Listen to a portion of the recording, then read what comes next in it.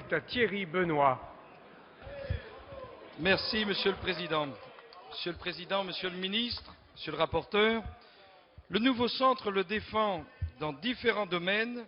La transparence de l'information faite à nos concitoyens est primordiale. Pourtant, dans le secteur agroalimentaire, comme dans d'autres, elle n'est pas chose aisée.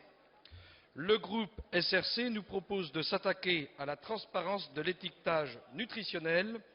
Il s'agit d'un objectif louable, car la question étudiée aujourd'hui sur l'étiquetage nutritionnel des produits alimentaires destinés aux consommateurs soulève, bien au-delà de l'information et de la transparence due aux consommateurs, un enjeu majeur de notre société, celui de la lutte contre les problèmes de poids et l'obésité.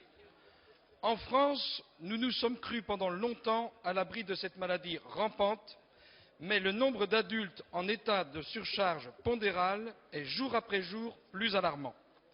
Il est urgent d'intervenir de façon pragmatique, car il s'agit là d'un enjeu de santé publique qui n'est pas sans conséquences. Certes, l'étiquetage nutritionnel apparaît comme un outil limité, il ne résoudra pas tout, mais un outil pas inutile au sein de la politique de prévention de l'obésité d'une manière plus globale. L'information nutritionnelle des produits alimentaires de consommation courante doit faire preuve d'une plus grande transparence pour le consommateur. Des systèmes similaires ont été mis en place aux États-Unis dès 1994 avec l'application d'un label nutrition et éducation qui rend ainsi obligatoire l'étiquetage nutritionnel sur la plupart des aliments.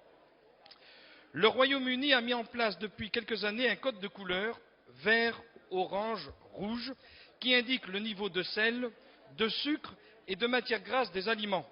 Car ce code de couleur, bien plus simple et compréhensible que le système actuel, est largement plébiscité par les consommateurs et les médecins.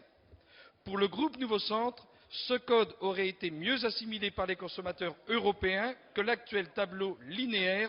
Il est essentiel de bouger sur ce point. Rendre un étiquetage nutritionnel obligatoire nécessite tout de même de s'arrêter un instant sur sa composition.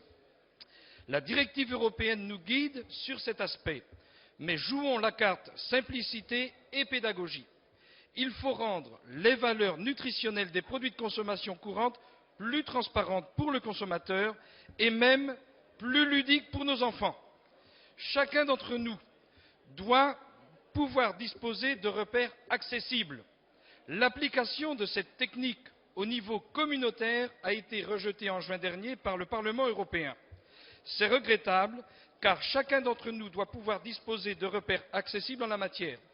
Bien sûr, l'étiquetage nutritionnel ne suffira pas en lui-même à stopper l'obésité, le surpoids et les conséquences médicales de la surcharge pondérale. Pour l'heure, et en encourageant le gouvernement à poursuivre sa politique de santé publique en la matière, le groupe Nouveau Centre votera cette proposition de loi pour instaurer des outils de lecture somme toute utiles.